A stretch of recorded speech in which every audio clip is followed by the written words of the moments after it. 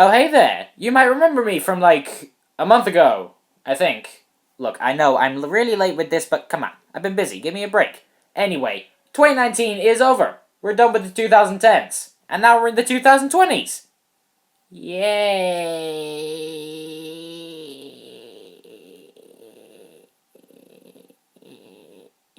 But that's not why I'm here, as you can tell by the title of this video. I'm gonna count down my 12, yes 12 favorite movies of the last year. First off, let's go over the ground rules. I did not see every movie that came out in 2019. I saw as many movies as I could, but I couldn't get to absolutely every single one of them. Which is why I still haven't seen The Lighthouse or Jojo Rabbit yet. But as soon as I get a chance, I'm gonna watch the heck out of both of those. Also, this is completely my opinion. There are gonna be choices made on this list that you probably won't agree with, and as for the movies that did make the list, you might not even agree with their place on the list, and you probably think that they shouldn't be on this list at all. But this is my opinion, my list, my video, so I can pretty much do whatever I want. Before I properly begin, here are my honorable mentions. How to Train Your Dragon: The Hidden World, Zombieland Double Tap, and Spider-Man: Far From Home. I loved pretty much all those movies, but there are 12 movies that I loved just a little bit more. Now with that out of the way, it's time to walk through what I consider to be the 12 best movies of 2019. Number 12 goes to Ford v Ferrari. Okay, so I'm not that much of a car person, I'll admit. I like cars, don't get me wrong, I'm just not as interested in them as I am movies, for example. Anyway, back on topic. This biopic about Ken Miles and Carroll Shelby, directed by James Mangold, is one of those very, very rare movies that can entertain pretty much anyone. I saw this movie with my mom, who usually hates these sorts of movies, and she loved it. It has something for everyone. My personal favorite aspect of this movie was the story. A story of two guys who are willing to fight back against a really shitty corporate system just so they could do what they love. And I found this movie to be really intense, entertaining, and inspiring because of that. As someone who is really passionate about my interest in film, this movie really inspired me, and I loved practically every minute of it. Number 11 goes to Us. When I saw Us, I walked out feeling very similar to the way I walked out of A Quiet Place. I felt like I had seen something new and original, and that is what Us is. Writer and director Jordan Peele brilliantly emphasizes the darkness within ourselves as people in order to create horror, and forces you to ask yourself, what's more terrifying?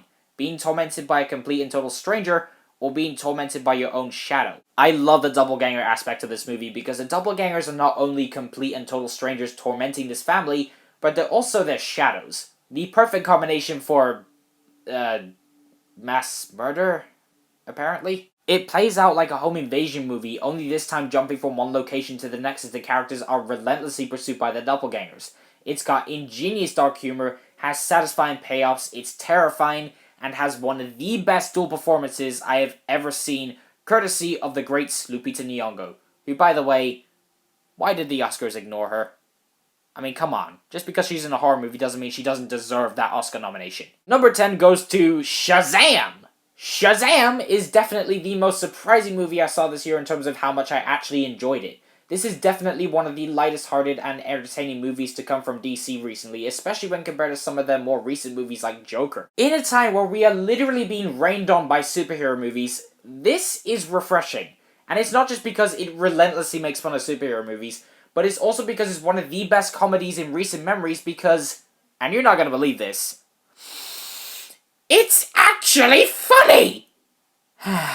The comedy doesn't even feel out of place, like, at all, because the subject matter of this movie can not only be remorselessly made fun of, but it even calls for comedy. I also got really, really attached to the family dynamic in this movie, and strangely, the sentimentality of Shazam is one of its strongest elements despite how freaking hilarious it is. It's something new, and I dig it. Number 9 goes to Rocket Man. This is a biopic that captures the highs and lows of an artist's life in a way that I just haven't seen in any rock biopic.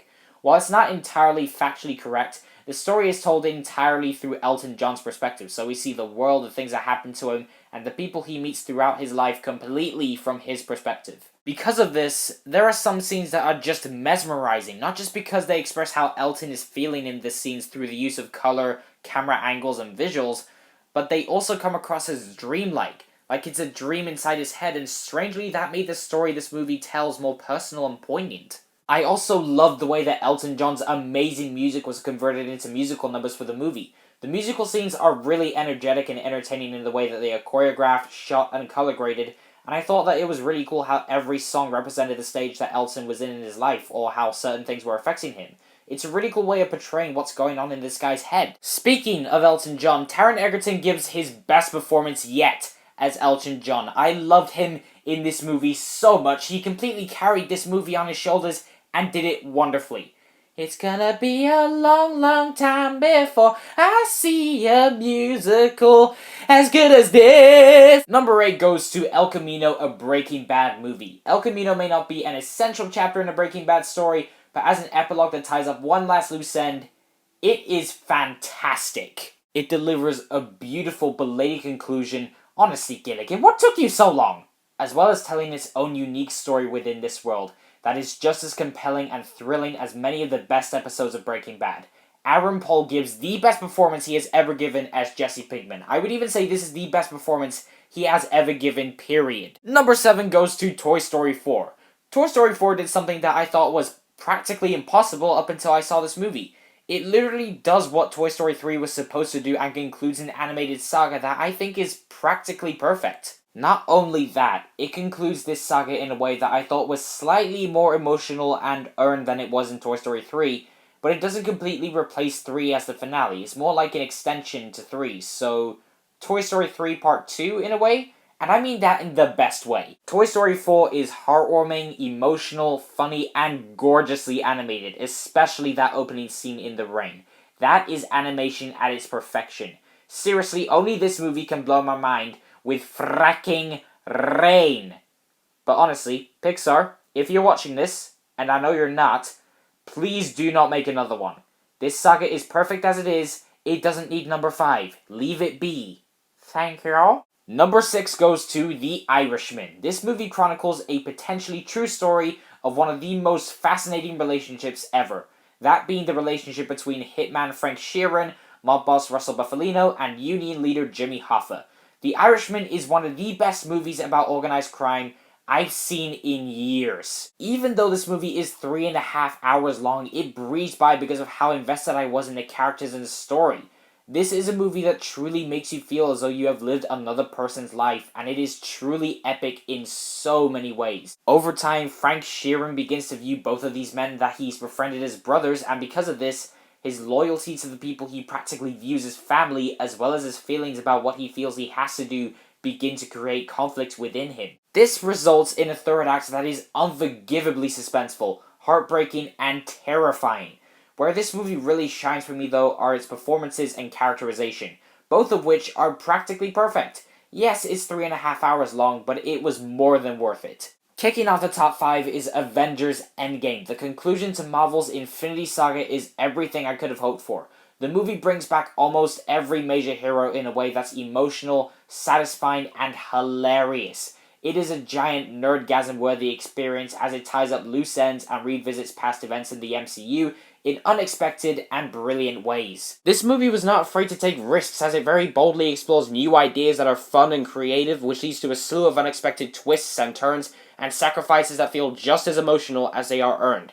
Avengers Endgame is one of the best cinematic experiences I have ever had, and I'll admit, it's one of the first superhero movies to genuinely make me tear up and cry. I cried 3 times, twice during the movie and a third time the next morning while I was in the shower. Point is, while Endgame was a shit ton of awesomeness, fun, and epicness, it was also an emotional roller coaster for me, and the third act of this movie is without a doubt in my mind the most insane and ambitious finale I think I have ever seen. Number 4 goes to Dr. Sleep. This is quite possibly the best horror movie I've seen in recent memory. Mike Flanagan did the impossible with this movie. He made a sequel to The Shining that's actually good. Not only that, it's great! No, it's not The Shining, and it's not even as good as The Shining. But it was never going to be. The Shining had freaking decades to become as iconic as it has. This movie came out in October. This movie has some of the most fleshed out villains I have ever seen, in the form of Rose the Hat played by Rebecca Ferguson and her followers, who are the antagonists to Ewan McGregor as Danny Torrance, who is excellent, and Kylie Curran, who gives the best child performance of the year as Abra. Dr. Sleep spends a lot of time on his characters, and it is all the better for it. These are some of the most well-developed and likable characters I've seen in any horror movie, and because I like all these characters considerably, that ups the stakes tenfold. Speaking of, this movie creates horror through the slow build of terror and suspense, coupled with what we as people fear deep within ourselves. Those two ingredients mix together to create a truly chilling experience. The suspense builds and builds to a point where you think it just can't build anymore, but it just keeps building. This movie is the scariest horror movie I've seen in years. And yeah, there are some jump scares, but most of the horror is created through long lingering shots and horrific imagery. And yes, this movie does pay homage to The Shining, especially in the third act, but it also has its own unique story to tell and uses the original story to propel its own in a way that I didn't expect, and I loved it. Number 3 goes to Knives Out. This is further proof to me that Rian Johnson is one of the boldest and most innovative filmmakers working in Hollywood right now. While there are obvious influences from Clue and Agatha Christie, to name but a few, Knives Out is something that feels completely unique. The cast is absolutely incredible, with my personal favourite performance coming from Daniel Craig as Detective Blanc, who might be my new favourite film detective. It's a whodunit with an unbelievable amount of twists and turns that have me gripped on the mystery of this movie as it slowly unfolded. It also feels like such a Rian Johnson move to tackle a project like this after doing something like The Last Jedi. Although the divisive response that film got definitely had an impact on Johnson while making this movie. I mean, one of the characters is an internet troll. I'm sorry, that just cracked me up. Number 2 goes to Once Upon a Time in Hollywood. Quentin Tarantino once again proves that he is a master of filmmaking with Once Upon a Time in Hollywood. The ultimate love letter to a bygone era of filmmaking that is perfectly nostalgic in all the best ways. This movie is a hilarious fairy tale set in a familiar yet alternative version of history about two friends who work in the film industry. That's probably what I love the most about this movie. The friendship between DiCaprio and Brad Pitt because of their fantastic chemistry, the fact that both of these guys are just so likable, as well as their incredible performances, Brad Pitt being my personal favorite in that area. Tarantino makes these seemingly larger-than-life characters feel so down-to-earth and human by having them face real-life problems such as alcoholic addictions and money troubles. But he also just lets these guys hang out. I mean, there's literally a scene where Brad Pitt and Leonardo DiCaprio watch an episode from one of their old TV shows and commentate on it and analyze it. It's a hilarious buddy movie. Seriously, this movie had me laughing my ass off. And a thought-provoking exploration of an alternate history carried by one amazing performance after the next. And the number 1 spot goes to Joker. Joker was a very unique experience. I don't think there was any other film I saw in 2019 that made me think about it the way Joker did. I would be lying to you if I said I wasn't still thinking about this movie, even now, months after watching it, and I just can't stop thinking about this movie. Joker is a movie that can be interpreted in so many ways, just through the way certain scenes are shot, such as the dancing scenes, or the terrible, awful things that he does, and that's another thing I love about this movie. This movie's interpretation of the Joker character, although very, very different from the comics that inspired it, is so true to the character. To me, Joker is a character that looks at the world and thinks that it is hilariously hypocritical and uses violence to express it. This movie conveyed that perfectly, and while you don't condone the things that he does in this movie, you get where he's coming from. Joaquin Phoenix gives my favorite performance of 2019 in this movie, and one of my favorite performances of all time. Phoenix molds Arthur Fleck with a tragic but theatrical nature, but also creates the lasting appeal the Joker had in the comics. My favorite aspect of his performance being what he did with the Joker's laugh. They took something that is typically associated with happiness and used it to symbolize pain and suffering. That right there is deep as hell, and it got to me. This whole movie got to me. It disturbed me so much, but I just couldn't look away because I was just so captivated with what was happening. It's a beautifully disturbing character study that also shows a very harrowing reflection of our world by touching on issues such as gun violence, mental health, and lower class struggle. It is phenomenally directed by Todd Phillips. It's got eerie cinematography by Lawrence Sher and the score by Hilda Guad. I am so sorry, I cannot pronounce your name, but your score is amazing. It's creepy and unnerving in all the right ways. I love this movie so much that it might as well be my favorite movie of the year. Oh wait, it is my favorite movie of the year. So those are my favorite movies of 2019. I do hope you enjoyed this video, guys. Thank you so much as always for watching. I'm really sorry that again that this video is late. I've just been really busy lately with life. Anyway, before I go, I'd just like to ask you guys, what were your favorite movies of 2019? Is your list similar to mine or vastly different? Do you disagree with me? Do you agree with me? Kind of both? Who knows? Please leave your thoughts down in the comments below, and I will indeed see you guys in the next one. Until next time, take care.